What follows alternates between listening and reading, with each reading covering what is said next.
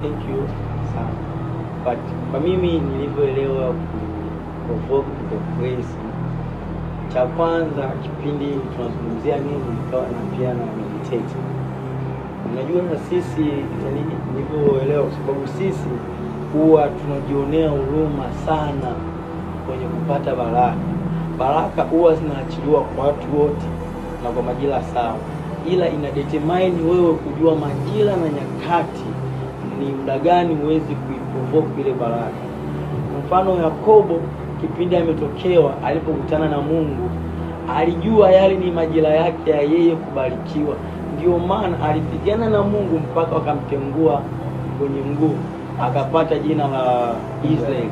Pia nilichojua ni kwamba Mungu akikubariki, mfano Mungu akikubariki anakubadilisha jina. Kama usa. Yaani Mungu akikubariki lazima kubadilisha jina.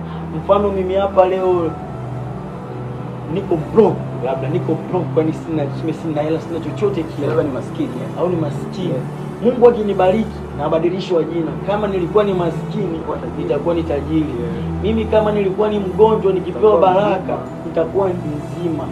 Kama nilikuwa na changamoto yote ile mbele yangu kwa kuna milima, nikiona baraka ambayo nimebarikiwa, mimi nakwenda viwango vingine, timi nabadilishiwa jina. So baraka ya Mungu ikija juu yako, jina unabadilishiwa. Na tukumbuke baraka ya Mungu inatajirisha. Ndio maana Yakobo alivyobarikiwa alipewa jina lingine la Israeli, then akapewa vitu vyote, wakasema taifa likatoka katika viuno vyake. Itimisi Yakobo akajani alivyobarikiwa tu, hata tuseme uchumi wake ulikuwa. Tutamzungumzia hata Ayubu.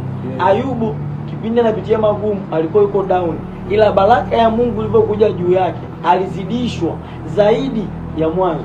So baraka ya Mungu utajirisha. Kwa hiyo kwenye kuprovoke blessing, ambacho pia nimejifunza siku ya leo kwamba nikiwa mimi kama mtoto wa Mungu ambao tunaongozwa na Roho, tujue majira na nyakati ya kuchukua ya kupokea ile blessing, kwa sababu kupokea baraka it is easy. Yani baraka zinaachiliwa, I receive a lot of blessing, ila kuishi kwenye ile baraka au kuprovoke kwenye ile baraka ndio changamoto inapokuja hapo kwa watoto wa Mungu. So kitu ambacho kinadetermine kuprovoke ile blessing ni majira, nyakati, pamoja na wewe kuto kujionea huruma.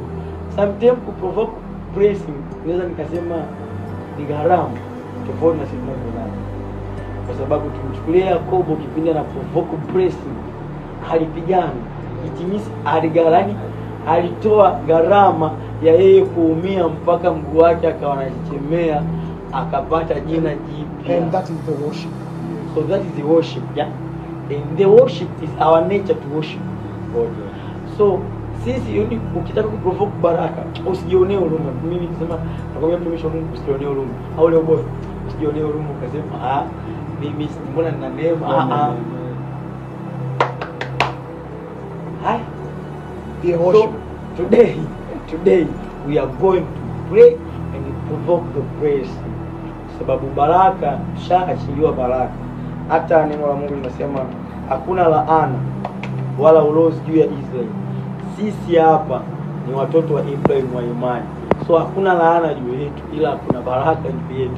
Ila kuzipata hizo baraka we need to pray. Inabidi tuombe, kwa sababu tumeambiwa tuombe bila kukoma. Tuombe bila kukoma. And tukiomba tunaprovoke praise. So hicho ndicho ambacho nimejifunza siku ya leo. Thank you, man of God. This is the blessing. This is the blessing. Good. Come, so hapo. Mimi nicheje hapa kwamba baraka huwa inaachiliwa. Zile grace tumepewa bure. Neema tumepewa bure. Kila mtu anajiishia ila kwenye kupata baraka sio bure. na sio kila mtu anapata baraka. Sio kila mtu anapata baraka. Kwa hiyo baraka inaweza ikaachiliwa, mfano siku kwa tatu. Baraka inaweza kaachiliwa, tunashukuru imeachiliwa, imeachiliwa baraka hapa. Ile upate ile baraka ili je manifest katika maisha yako. Getting deeper, if you are connected with us, this one thing you need to understand tonight. We are provoking blessing. So ili connect, ili ile blessing imanifest kwenye maisha yako. Inabidi ujue this time it is my time, au nijue kwamba haya ni majira yangu ya mimi kupata hiki kitu kilichoacha.